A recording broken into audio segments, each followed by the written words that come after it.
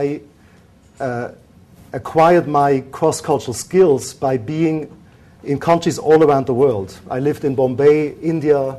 I lived in Tokyo, Japan. Is that Swiss money or American money? Okay. I lived in the United States. I lived in London, Britain.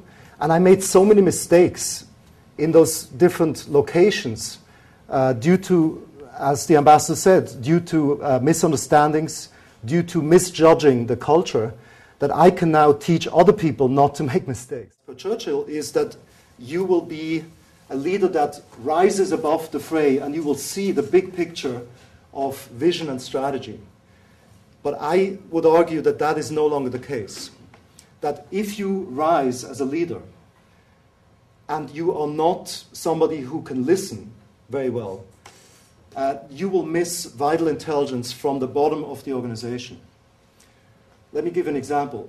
If you have an organization of 7 levels, for example, okay, and every level reports 50% of what they know to the next level, does anybody know how many percent the boss knows? Any mathematicians? 2%. That's actually very good. It's 1.6%. So the boss will know 1.6% of the available information. The question is it the right 1.6% or is it the wrong 98.4% on which the boss, he or she, will base all of their decisions? So the first skill that a global leader has to have is the skill of communication. You have to be a top communicator.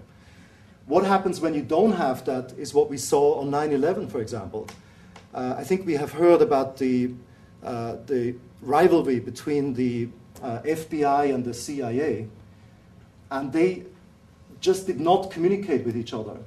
And so they missed vital intelligence that was coming up. The vital intelligence was there. They actually had the information, but they didn't listen. And you could argue, some people argue that the terrible terrorist attacks of 9/11, which I witnessed personally from the Brooklyn Promenade of all places, were a result of that lack of communication. In our organizations in the West, we have knowledge workers, as Peter Drucker calls them. We have people that know more than you. So if you're managing people, they will know more than you. So how do you herd cats, to use the phrase? How do you manage people that are not even in the office anymore? They might be working from home. They might be in an outsourcing team somewhere on the other side of the planet. They might be in a virtual team.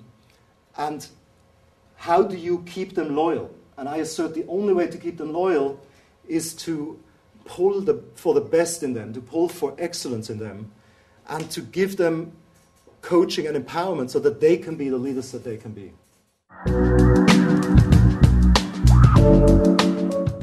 Right after 9/11, on the 12th of September, I received a phone call from West Point, the military academy at West Point. And the Colonel Joseph Leboeuf, was on the phone. And he said, "Tom, we need you to come over here immediately.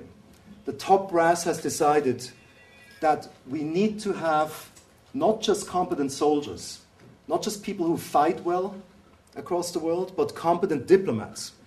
People that are able to be in Frankfurt or be in Seoul, Korea, or be in Iraq, and actually be good diplomats."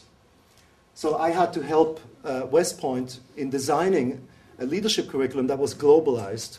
And they've now incorporated all that in the curriculum of West Point. Every course has a cross-cultural component.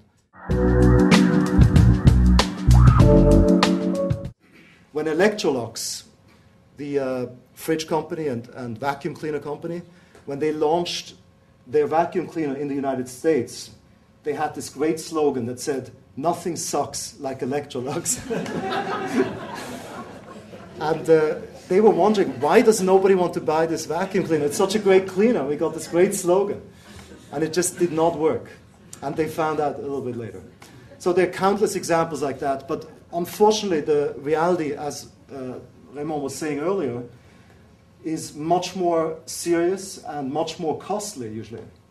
I'll give you a few examples of that. When Microsoft launched the Windows 95 software in China, they wanted to be cross-culturally savvy, so they hired these translators to translate the software. And what happens? They make one of those tiny mistakes again. They hire Taiwanese programmers instead of mainland Chinese.